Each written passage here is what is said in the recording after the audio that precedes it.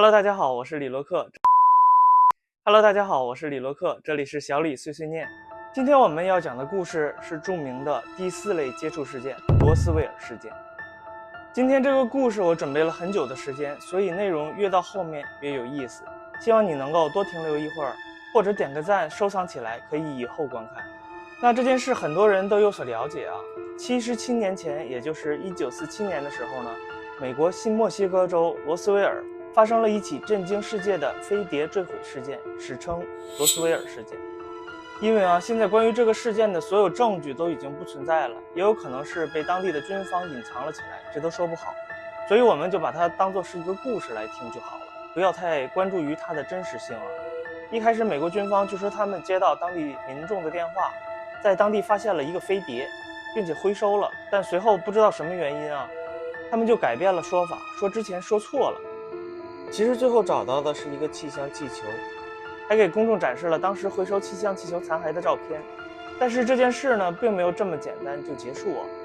因为这件事看起来非常的蹊跷。当时就不断的有记者跟进这件事，采访了当地的一些人，因为当时第一时间目睹飞碟坠毁事件的人是当地的居民在这之后才报的警，官方才出面解释的这件事。接受采访时，当时就有人说亲眼看见过飞碟，而且还看见过外星人和外星人的尸体。但是随着时间的推移，事件距离现在已经过去了77年的时间，当时事情的真伪已经无从考证了，更何况在当时关于罗斯威尔事件的所有证据几乎就没有任何的记录了。阴谋论者就认为这是军方隐藏了一些事实那这件事呢，就渐渐地淡出了大众的视野。不过在2008年的时候，这件事又重新有了新的变数。一位名叫劳伦斯·斯宾塞的业余作家写了一本关于罗斯威尔事件的相关的书，而且内容十分的详细所以一下子这个事件又轰动了他为什么能写这本书，而且他又是从哪里弄来的相关的资料的呢？那这里我先插一句话，如果您觉得我的频道还算是有趣，恳请您点赞订阅我的频道，也可以点进主页进来看看，有很多其他主题类型的影片等着您来发现。那么我们接着说，作者叙述说他在2007年9月14日收到由马克埃罗伊夫人邮寄的一个包裹和附带的一封信件。邮戳上显示的邮包在2007年9月3日从爱尔兰的纳文寄出，而这个包裹呢，其实是一大堆资料。没错，这就是罗斯威尔事件的所有相关资料，总共有10公斤重。而为什么这个包裹的主人马克埃罗伊夫人会把这样一个包裹寄给作者劳伦斯·斯宾塞呢？因为劳伦斯·斯宾塞这个人本身就对罗斯威尔事件的关注度非常的高在之前他就经常写关于飞碟坠毁51区之类相关的文章，他就是想撰写一本关于罗斯威尔事件的书，搜集各种各样的资料，所以就通过了自己的秘密调查，就找到了马克埃罗伊夫人的电话。那在1998年的时候，他就打通了这个电话，并且与他进行了唯一一次仅20分钟的通话交流。但是出于马克埃罗伊夫人的特殊身份，他除了提到自己曾在1947年在美国新墨西哥州军营服役之外，并没有说出任何能给劳伦斯·斯宾塞提供价值的信息。后来劳伦斯·斯宾塞在1999年新书发表的时候，还特意向这位女士马克埃罗伊夫人邮寄了一本作为礼物，以表示感谢。那时候他住在美国蒙大拿州的格拉斯哥。之后两个人就再没有联系了，直到2007年9月收到了马克埃罗伊夫人的包裹。那我们来介绍一下这位马克埃罗伊夫人。最早呢，她是美军的一名护士。她说她在1947年的时候参与了罗斯威尔事件，从事坠毁飞碟上的调查和救治工作，并且与外星人有过面对面的接触。那时候她只有23岁，而她最后选择公布这个秘密之后，不久就去世了。她去世的时间是2007年9月，其实就是寄出资料包裹之后的10天之内的时间。死因是安乐死。而他退役的时候是美国空军的高级军事长。他退役的事其实也很离奇我在后面会讲到。他说他一生的时间都在内心深处隐藏着这个秘密，他几乎是罗斯威尔事件知情人里知道的最详细的那一个。保守这个秘密让他的一生非常的困难，因为他是军人嘛，他保守这个秘密最大的原因是政府和部队的保密协议啊，而且那个时候政府跟他说，保守这个秘密就等于保护了全人类。他说当时他们军方赶到现场之后，现场坠毁的的确是个飞碟，当时所有人都非常的震惊，而且上面还有一个活着的外星人，而另外2个外星人已经死了。他当时的主要任务就是和这个活着的外星人进行交流。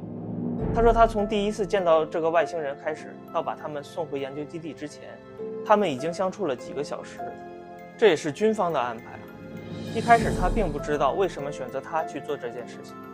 至于原因呢，之后我会解释。他们第一次交流的方式是，当时他正在想象怎么用形式语言表达一种交流信息的时候呢，这个外星人仿佛就通过了他的想法知道了，并且就直接把回答的信息通过思想直接传到了马克·埃罗伊的脑子里，而且会同时传达一些抽象的概念，比如说情感、图像、符号之类的。对话呢是一问一答的形式。他描述在感受外星人想跟他表达的事情的时候，就像是他去理解一个婴儿或者小狗的意图，他们会试图让你理解他想表达的意思。但是和婴儿相比，这个外星人的思想表达更加直接，效果更加的明显，而且强烈。他说尽管接受这些思想的信息非常的明确，但是要用文字准确的描述出来是不可能的，他只能尽量完整的描述出这个外星人想表达出来的意思。下面我们就把马克·埃罗伊夫人的叙述视角变成第一人称，看看究竟发生了什么。马克·埃罗伊夫人说，我认为这个外星人并不想谈论技术性的问题，因为这个外星人说他的身份是个军官和飞行员，所以他的组织有可能有一些保密的协议，但是在他的能力之内，他没有意图向我隐瞒任何的事情。我们的交流总是透露着一种平静和欢快的感觉，这种感觉是双方共通的，是用语言沟通无法描述的感受。我可以感受到他能读懂我对他感兴趣，但是没有敌意，不会伤害他。这个外星人也对我回报了这种感受。我在描述这个外星人的时候，认为她是个女性，不管这个外星人是生物本身，或者它只是一个传递信息的构造体，这个灵魂的本体有一种女性独有的举止和风度。然而在生理方面，这个外星人生命体从里到外完全没有性别的特征和生殖器官，它的身体更像是一种替身或者遥控设备，它没有内部的功能性器官，也没有生物应该具有的细胞组织，但是的确有一种类似电路或者是电子神经系统遍布在身体内，具体的原理不明。从外观上看，它的个头比我们人类低很多，身高1.2米，四肢和躯干很小，但是头特别的大，可能是里面的电子设备比较多，这样才能和马克·埃罗伊进行精神交流。在手和脚上各有3只手指，头部没有实际器官作用的鼻子、嘴巴或者耳朵。我推测这个外星人在太空航行的时候不需要这些器官，因为真空的宇宙本身也不能传递声音，而且这个身体也不需要吃东西或补充能量，所以也没有嘴。这一些特征加在一起，就感觉这具身体更像是一个构造体，而非自然的生命体。它的眼睛特别的大，是黑色不透明的晶状体。我最终也没能测定它的视力水平，但是我观察到它有的时候会在空空的房间里把注意力盯在远方的物体上，而且很明显那些物体在房间的墙壁之外。我认为它一定具有极高的视觉敏锐度，可能它的视力水平是我们无法理解的。它的皮肤是灰色的，十分的光滑，身体四肢十分的弱小，但是适应能力非常的好，而且非常的灵活。这个身体似乎是专门应用在太空飞船上的，它不适应地球的重力，所以飞船坠毁之后它无法到处的行走。简单来说，这个外星人更像是一部充满了电的手机，不用呼吸，不需要进食，驱动它运转的是它身体内部的能量。与我们人类的身体相比，可以说是一个构造更加简单的躯体。那访问呢，是完全在军方的监控下进行的，有摄像机、麦克风、磁带录音机，现场还有速记员，当然还有军方的官员。官方给我准备了指定的问题清单。第一次对话的内容是为了表示友善和观察对方有没有敌意。在这之后，我和外星人的第一次正式访谈开始了。顶级机密，美国空军官方记录，罗斯威尔空军基地第509轰炸大队，1947年7月9日。我问，你受伤了吗？回答，没有。你需要医疗帮助吗？回答，不需要。你需要食物或者喝水，或者是其他的东西补充营养吗？回答：不需要。你对环境有什么特殊要求吗？比如说空气的温度、大气的化学成分？回答：不需要。我不是一个有生物构造的生命体。你的身体或者太空飞船是否携带了对地球有生态影响的细菌？回答：太空中没有细菌。你的政府知道你在这里吗？回答：不是在这个时候。我问你的其他同类会来到这里寻找你吗？回答：是的。你们有使用武器吗？很厉害吗？回答：非常具有破坏性。我感受到他回答问题的时候都是陈述事实的态度，并没有一点的恶意。我继续问：你的太空飞船为什么坠毁了？回答说：大气层的一次放电击中了飞船，导致我们失去了联系。你们的太空飞船为什么出现在这个区域？回答说：对燃烧的云状物、放射线爆炸进行调查。我问他：你们的太空飞船是怎样实现飞行的？回答说：通过心智进行控制，对思维的指令做出响应。作者说，我只能用有限的英文词汇来描述当时的信息，因为这种控制可能是直接把飞船连接到了操作员的神经系统。他接着提问：你们的人彼此是怎样交流的？回答：通过心智思想。正如马克·艾洛伊描述的那样，这种交流远超过文字，是用文字完全无法完整形容的交流方式，就像他现在和外星人交流一样。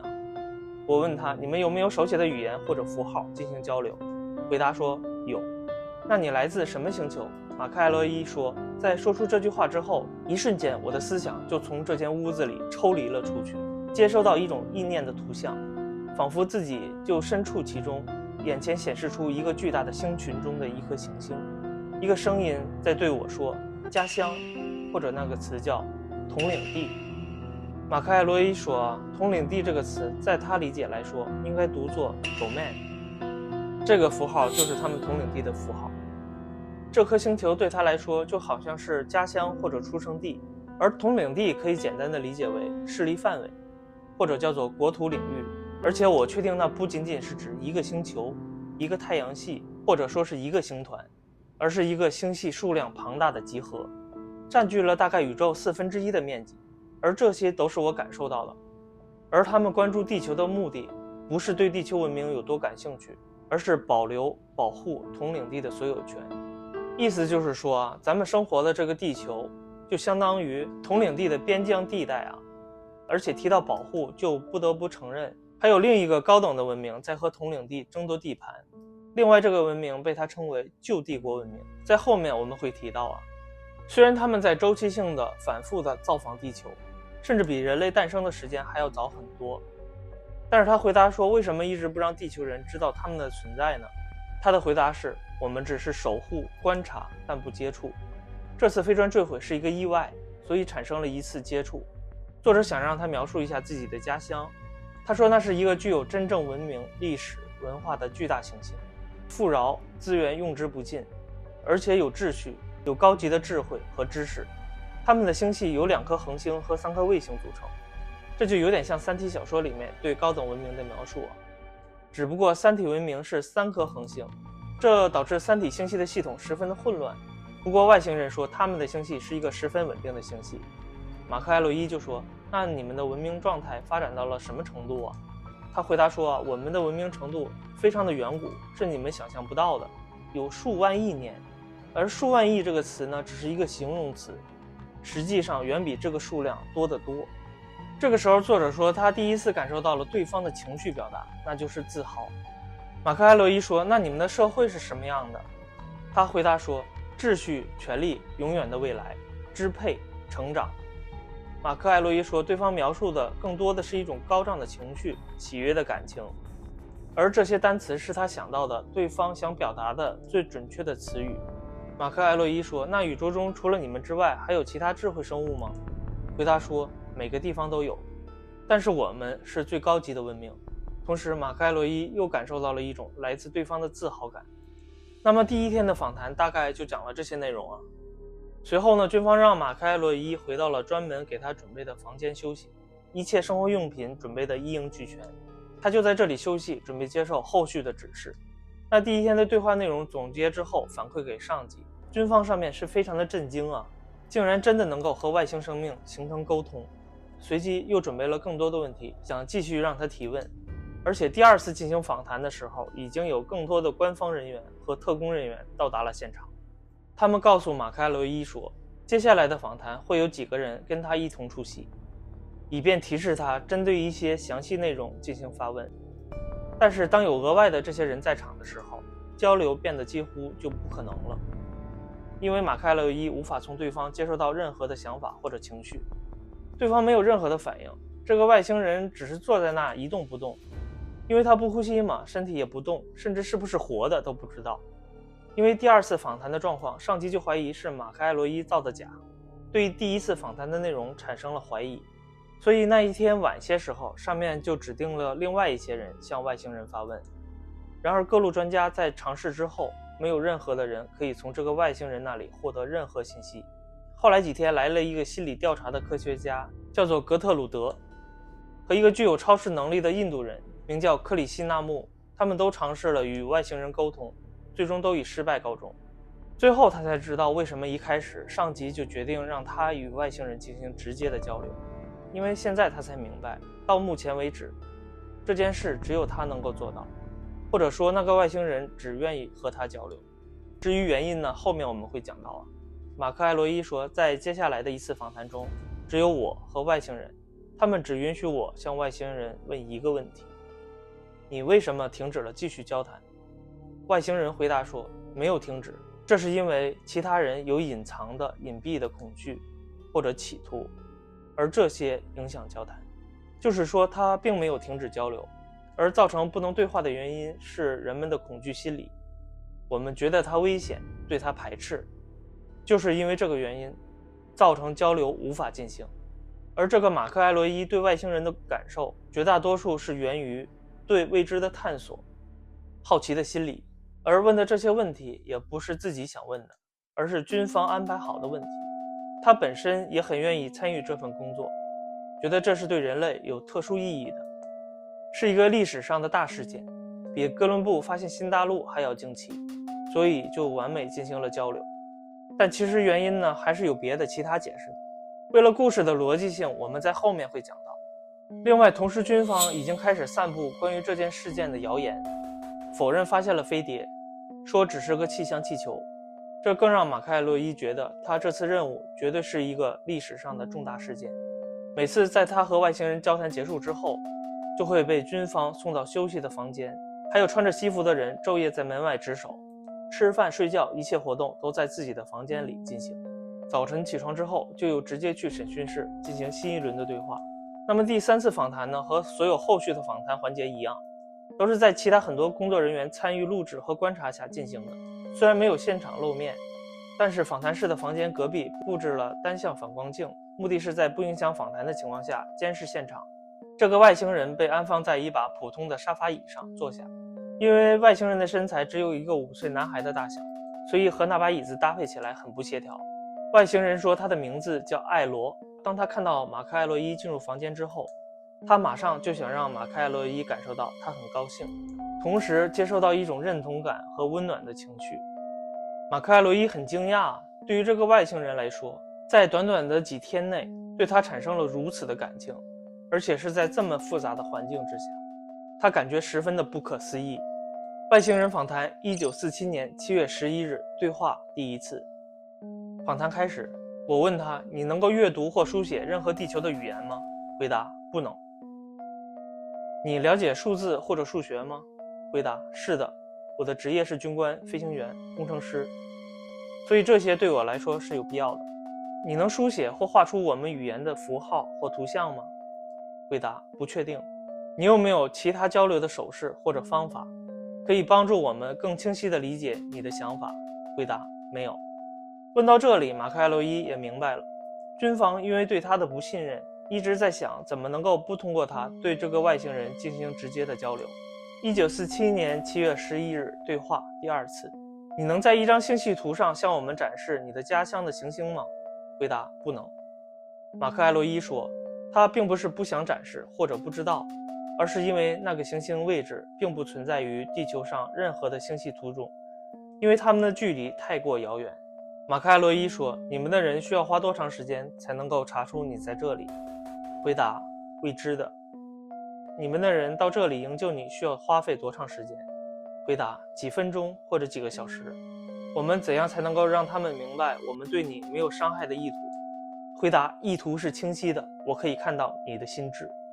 马克·艾洛伊说，基于他能够阅读我们的心智这个层面来说，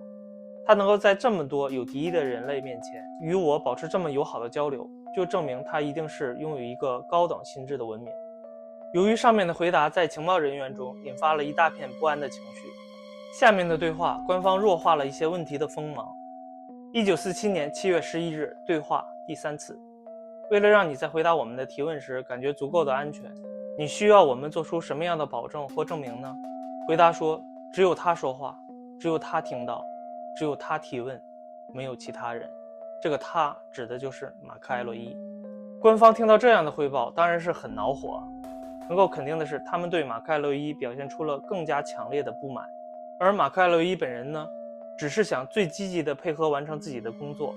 而现在又比以往增添了更多的争论。他时刻都等着被上级踢出这个计划的队伍。幸运的是，这个时候来了一个叫约翰纽伯的日文语言学家。他说，这里面虽然存在了一个两种语言沟通不通畅的问题，但是更多的原因就是因为他并不想和除了马克·艾洛伊之外的人说话。如果想更好的交流，需要一个积极的环境，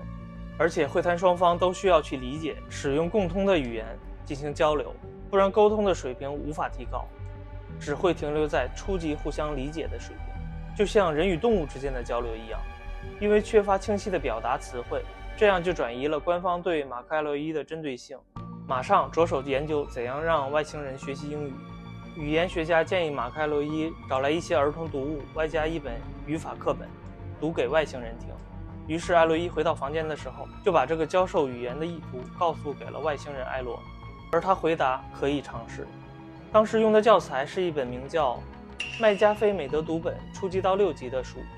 艾罗因为不需要休息嘛，所以每天可以一直不间断地一直阅读。之后他自己开始频繁地翻阅字典，又开始读一些其他著作。在13天之后，也就是7月24号，当他给外星人刚读完一本书的最后一页时，外星人突然向马克·艾洛伊表示，他说他最喜欢的几本书是《爱丽丝梦游仙境》、《堂吉诃德》和《1001夜》。他说这些故事书的作者向人们展示了拥有一个伟大的灵魂和创造力，远比掌握一项重要的技能或者权利更重要。而且现在我准备好发言了。马克·艾洛伊说，这些通过思想传达的信息的辨识度比以前更具体了。之后对话的形式也改变了，变成了单向的演说，而马克·艾洛伊只负责记录。因为他中间打断过艾罗，说，你愿意回答旁听席的提问吗？回答，不，我不会回答问题了。外星人访谈1947年7月24号，艾罗说，我是统领地远征军的一个军官和飞行员、工程师，我会347种语言，但是一直没有接触过英语。上一次接触地球语言是梵文，而且那也是公元前5965年的时候，而地球所在的位置也在统领地的管辖范围之内。艾罗说，他在这个星系执行任务已经几千年了，他的任务是保护和管理这些星系，听起来就相当于惊奇队长的任务，而且他的任务中并没有接洽的元素，所以大多数的文明都不知道它的存在，这也包括地球文明。他说，我们所有的意识形态，包括他自己本身，都是一种灵魂体。原文中用了一个词叫 is be， 中文翻译叫做现在成为者，是脱离了肉体单独的存在。灵魂本身不会额外的新增，也不会消亡，是永恒的存在。另外，灵魂体也是早于宇宙产生的，一个灵魂体的形成就会产生一个宇宙。我们为什么这么多人会在同一个宇宙里，是因为我们的宇宙融合了，这也解释了平行宇宙的概念啊。而我们这个宇宙融合的灵魂越来越多，宇宙就会不断的膨胀，这也解释了艾罗为什么不会告诉他自己星系所在的位置，有可能他根本就不在同一个宇宙里面啊。更有可能的是，这个艾罗有没有实体，是一个什么形式的存在都说不准，他可能根本就不是一个3维生物，而他造访地球的这个身体很可能就是为了适应3维空间造就的一个产物，而他本身有可能根本就来不了啊。艾罗说，宇宙的边界取决于我们的认知能力，我们能够观察多远的距离，宇宙的空间就有多大。意思也就是说，宇宙的空间大小可能直接取决于我们观察它的行为。如果不观察，宇宙的大小就是混沌的。自打第一个人类抬头仰望星空开始，太阳和月亮的位置就形成了，而望远镜的出现逐渐定义了太阳系的模型。这也能够解释量子力学的假说，就是观察与否决定了客观事实。而灵魂呢，是没有时间和空间的概念的，它不是任何物质的存在，所以呢，灵魂可以存在于宇宙中的任何位置，不受空间的约束。另外，灵魂是独立于生命体的存在，它可以脱离于我们的肉体，这可以解释另外2个外星人的尸体。其实并不代表他们死了，只能说他们的2个灵魂提前脱离了这次探索的任务，回到了自己所在的地方。就像我们打网络游戏掉线了一样，别的玩家看我们就站在原地不动，而现实中可能是接进来一个电话，打断了游戏的连接。回想之前飞碟坠毁的时候，那时候他们正在新墨西哥州的云层里面进行核放射性物质的调查，不是有一道闪电击中了飞碟了吗？而那一瞬间就造成了艾罗和他2个伙伴的生命体和灵魂本体的连接中断了，最终造成了飞碟的坠毁啊。另外2个同伴的身体损坏程度很高，就抽离了自己的灵魂。艾罗说，即使我们的肉体死了，灵魂也不会消失，我们的灵魂会重新寄生在新的生命体里面。那我们为什么重新降生之后就没有记忆了呢？而外星人艾罗的灵魂不管脱离了多少次身体，他的记忆是一直存在的。另外，我们为什么不能像艾罗一样随时脱离自己的肉体呢？那是因为一个非常残酷的现实，也是艾罗来到这里跟他讲这么多事情最想告诉他的一个真相。为什么艾罗一直想跟马克艾罗伊交流而不是别人？最后我也会解释啊。外星人告诉马克艾罗伊说，地球其实是一个无时限的监狱，以前和统领地对立的那个文明，艾罗管它叫做帝国文明，他们会把所有的犯过罪的灵魂都送来地球，就相当于发配边疆了一样。虽然对我们来说可能会觉得地球是一个诸多星球中最适合人类居住的星球啊，非常的难得，那可能是因为我们没有看到过更适合生存的星球长得是什么样子。那么现实就是地球的气候多变，灾害频发，洪涝灾害呀、海啸、板块运动、地震、火山喷发，而人类的这个躯体还要面临着生老病死，从我们出生开始就要面对各种各样的困难，各种各样的不确定因素。在艾罗看来，这个星球相比之下是一个非常不宜居的星球，但是灵魂它本身是不死的，肉体死了，灵魂就会脱离出去，而旧帝国文明为了防止这些犯过罪的灵魂逃离地球，就在地球外面设置了一个结界，就像一个监狱一样，灵魂无法逃离。但是我们之前说过了，艾罗说灵魂是独立于物质世界的，如果灵魂知道自己能够逃离的话，其实就可以逃离出去。那么怎么能够避免这件事情呢？那就是记忆封印。结界在接触到脱离肉体的灵魂之后，就会封印这个灵魂的记忆，把它安放在新的躯体里面。记忆被封印之后，灵魂就不会总结出足够丰富的经验，或者知道自己被限制住了，甚至都不知道自己是作为精神体的存在。所以地球上的灵魂不管转了多少圈，最终还是要回到地球上，而且不会有超脱的记忆。艾罗说啊，后来因为旧帝国文明像是地球文明一样，出现了一些高度的集权和腐败啊，后续被送往地球的大部分都是反抗军，或者是他们这种统领地的远征军，而且有很多都是艺术家、思想家、作家。后来地球上就多了很多的哲学家、科学家、艺术家呀之类的。所以说我们之中只有很小的一部分灵魂是那种罪大恶极的，是旧帝国文明的人，绝大多数的人只是立场和信仰不同，而且这样就造就了地球上的文化非常的丰富。这些人都是反抗军和远征军，也就是说我们大多数人都是统领地的人啊。这也解释了我们为什么看到宇宙一直在膨胀啊，因为旧帝国文明不断把新的灵魂丢进地球嘛，很多的灵魂就不断的进入这个宇宙，就造成了它不断的膨胀。后来在1万年前的时候，统领地的旧帝国文明交战的时候，就发现了地球这个监狱的存在。因为这个监狱的存在本身就不合理嘛，灵魂的本质是平等的，不应该受到束缚，而且被束缚在地球的大多数的灵魂之前都是反抗军啊，所以那个时候统领地的文明就想拯救地球文明，释放这些被囚禁的灵魂。但是最终呢，统领地只做到了把旧帝国军队赶走了，却无法破解限制灵魂的结界。他描述之所以这里被称作是监狱，是被一种强大的立场限制住的，而这种立场的创造几乎是不可逆的，也就是说无法破除。艾罗说，当时发现地球监狱的时候，正是他们交战最激烈的时间，是8000年前的时间。他们就派了3000多人下来，要解放地球，破解这道结界。当时他们那次行动的代号就叫做阿努纳奇。这个词是不是有点熟悉啊？这是另一个神话故事了。结果这3000人呢，几乎就全军覆没了，就消失了。之后统领地呢，就派艾罗来到这个地球，寻找这3000人，也就是上次艾罗来到地球的时间，公元前5965年。顺着这3000人当时降落的地点喜马拉雅山脉这条线索开始寻找。所以艾罗当时就学习了地球上当地的语言梵文，一开始就用梵文问了当地的人，说你们有没有见过阿努纳奇人？当地人就说没有啊。艾罗说，当时他们就分析，这3000人的肉体可能是已经消亡了，而灵魂呢被地球的结界抹掉了记忆，变成了人类。但是变成人类的话，之后就不好找了，只能一个一个的分辨，去尝试和他们进行灵魂交流。艾罗说，好消息是，因为旧帝国文明被赶走之后，困住地球的结界立场没有后续的能量维持，它就在周期性的不断的变弱，就造成了地球历史上的人类智慧的崛起。因为记忆封印在不断的减弱嘛，那些原本有很厉害记忆的灵魂就突然发现了一些新的知识，其实就是原本记忆里面可能已经有的记忆。结界变弱之后，记忆的封印也就跟着减弱了，就创造出各种各样的起点。比如说最早人类工具的使用啊，农业兴起，思想的启蒙，文艺复兴，工业革命，重工业的兴起，信息革命的到来，到现在人工智能爆发等等，而且诞生了很多伟大的人物。但是如果结界一直都有在维护的话，地球的文明程度只会越变越弱，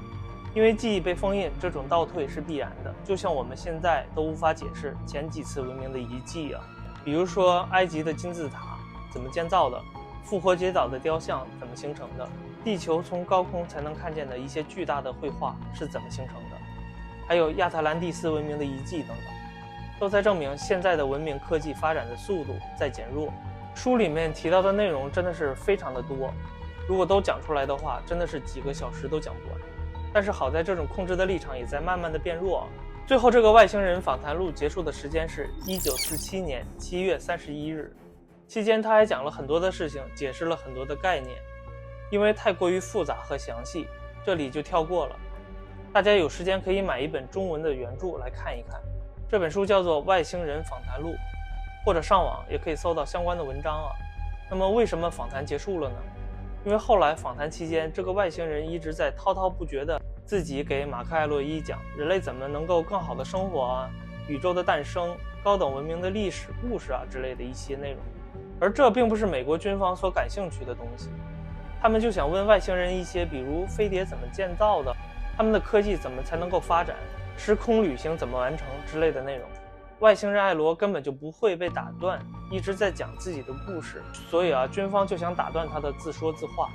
但是试了几次没有结果，就决定使用电击，强迫他讲一些他们感兴趣的内容。但是并没有想到，军方只用了一个很小的电流对艾罗实施了1次电击之后，所有的交流就终止了。有可能是艾罗觉得自己想要传达给马克·艾洛伊的大部分内容已经讲完了，而且作为一种超脱的灵魂，它本身是不会受到任何的威胁和恐吓的。就像你在玩吃鸡的时候，队友对你爆粗口，而且还用拳头砸你，你完全就可以下线走开嘛，不会有任何的心理影响，也不会有恐惧的心理。所以当时艾罗应该就是从这个身体里面离开了。在访谈结束之后，军方依旧对马克·艾洛伊的访谈内容存在很大的怀疑，在接下来的几天时间里，对他使用了测谎仪，反复的测试，甚至用上了吐真剂。但是最后的检测结果是，马克·艾洛伊并没有说谎，军方也再也没有机会和这个外星人建立交流。在不久之后，外星人的身体就被运走了，而马克·艾洛伊在几天内就被安排了提前退伍。没错，是提前退伍。要知道那时候他刚刚23岁，军衔被提升到了高级军事长，而且给了他一大笔钱，给他换了新的身份和安排了新的工作。并且要求他签署一份保密协议，也就是说，永远不可以对任何人提起服役期间的任何事情，不然会受到付出生命的惩罚。而据他所说，那些同样参与了这次行动的人，不是每一个人都很好保守住了这个秘密，而泄露秘密的那些人，都是因为各种离奇的事故而离世了。所以他一直保守着这个秘密，没有敢说。可能是在决定安乐死之后才做的决定，觉得这个世界应该知道真相。当然这些是我猜的，书上并没有说。而他在走出军营之后，几乎就过着令人羡慕的退休生活，但是他的内心却备受着煎熬。另外还有一个小插曲，他在离开军营被安排登上运输机的前一天晚上，又发生了一件事。艾罗不知道通过什么方式，最后一次和马克·艾洛伊进行了精神对话，起码这个故事叙述这是最后一次。马克·艾洛伊说，当时我正在军营的床上想着整件事情，然后就想到了艾罗究竟怎么样了。就在这时，我突然听到了艾罗的声音，我马上坐了起来，寻找了半天，才意识到肯定不可能找得到，因为他的身体不可能在自己的周围。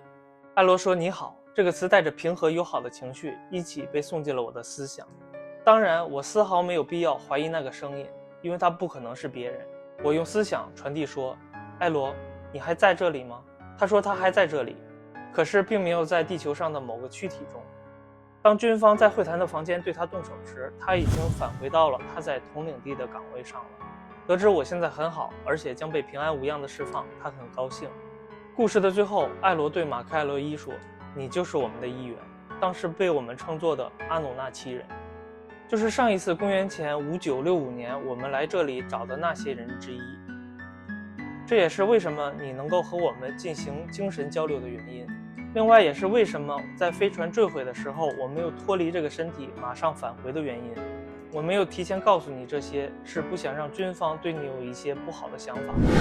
好了，故事到了这里已经接近了尾声。还有没有记得这本书的作者叫做劳伦斯·斯宾塞？他说在这本书出版之前，所有马克·艾洛伊夫人邮寄来的原稿和信件已经被全部销毁。除了信件之外，包裹中还有3类文件：学生用的笔记本纸张、20磅重的打字机证券纸、记录与外星人专访内容的打印记录纸，而且纸张陈旧，有明显频繁的使用痕迹。纸张中出现的一些手写笔记与信封上的回退地址、手写笔记、字迹完全相同，而作者销毁这些稿件的目的是为了防止军方的烦扰，他只是想合法的把一个秘密讲述给这个世界。至于故事的真伪，只能靠你来分辨。那么即使证据不销毁，迟早也会被官方藏匿起来，或者这本书就不会这么轻松的面世了。他在故事的一开头说了这么一句话，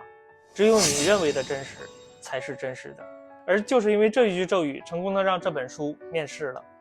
好了，我是李洛克，这里是小李碎碎念。影片的制作非常的耗费时间和精力，如果您觉得还看得过去的话，请一定要订阅这个频道，这对我来说十分的重要，也是对我最大的鼓励。以上就是本期影片的全部内容，我们下期再见。